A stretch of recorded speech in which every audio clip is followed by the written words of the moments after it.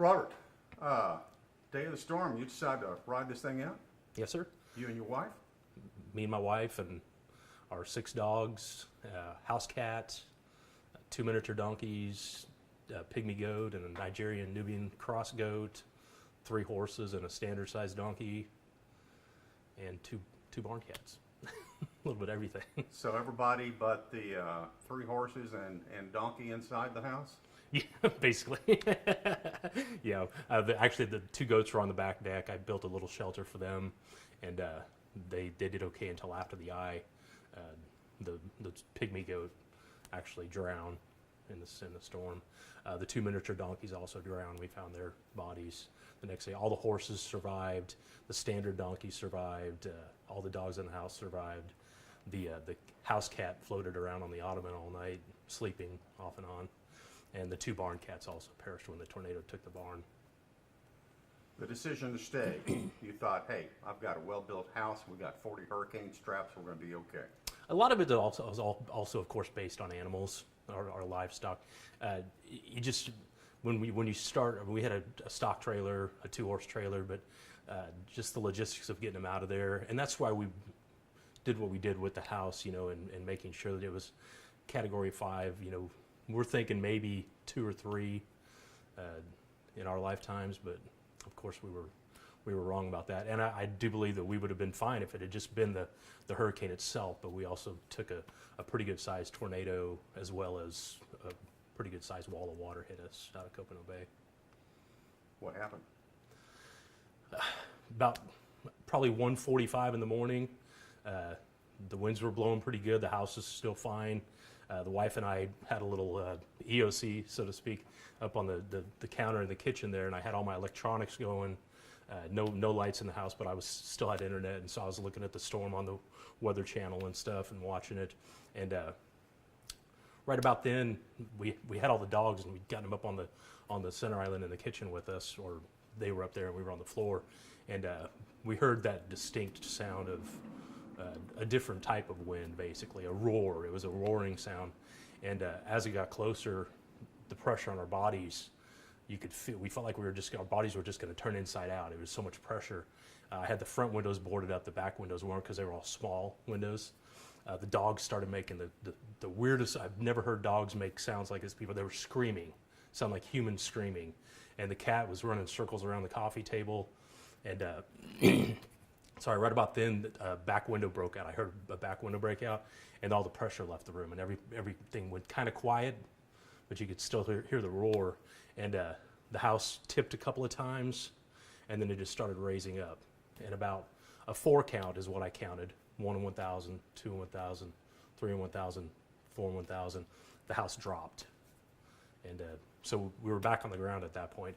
Shifted. It had moved us from where the pad was at, just a little bit east of there, probably 5 or 10 feet.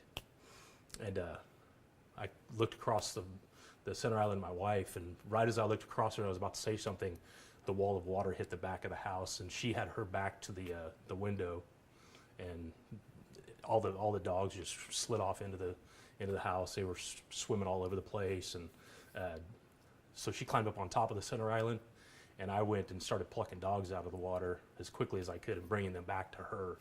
And that's when the house started floating away. And so I was in the middle of getting all the dogs and everything, and the house is floating away. And I yelled at her she had her cell phone in her hand still, and I yelled at her to throw it up on top of the kitchen counter. And so she threw it up there because there's a lip up there so it wouldn't slide off. But just as the house was floating, it was twisting, and all the cabinets were opening and stuff was just dumping out.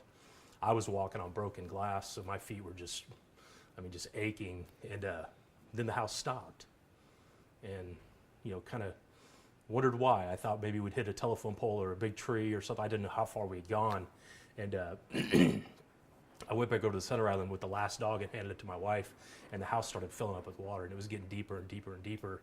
And so I looked at the front door. The water was pushing against the front door. But I said, I've got to get that front door open, otherwise we're going to drown. And so I was able to get to the front door. There was a DVD floating next to me in its case, and I grabbed it and I pretty strong guy. I was able to get the door open just far enough to get that DVD wedged in there. And I grabbed it and I twisted it. And when I twisted it, propped the door open far enough that I could get my arm in there. And I pushed it open the rest of the way and pulled a piece of furniture in front of it. Went back to the center island, climbed up on the center island, and sat there with whitewater rapids basically racing through the house for the next couple hours. And first they went east, and then they turned around and went back to the west. So it was, we just, 4.5 hours we sat there until daylight. And then I went out and assessed the damage, found the animals. One of the horses had a pretty severe cut on his leg, so we were able to get him patched up, be first responders for him, and called my farrier up from Mathis, and he came down and got the horses and the donkey that had survived, and the rest is history. How high did the water get up in the house? It was right at my chin at one point, 70 inches, somewhere right around 70 inches. The average water line in the house was about 54 inches.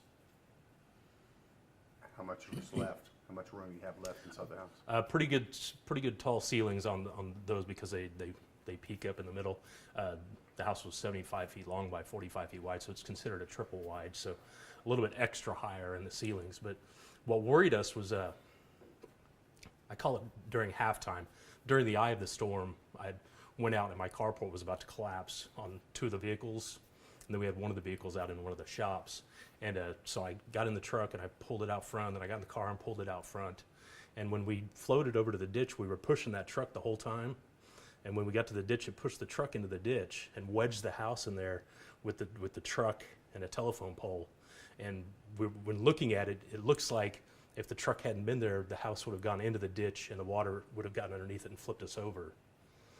The other thing with the water filling up the house, it was sitting at just enough of an angle where we might have been able to float around on furniture all night, but I don't know how full the house would have actually gotten, and if the pressure on the house would have just imploded the house basically. So we were pretty fortunate that the house didn't tip over for one, and then of course the truck stopping us like that helped a lot too.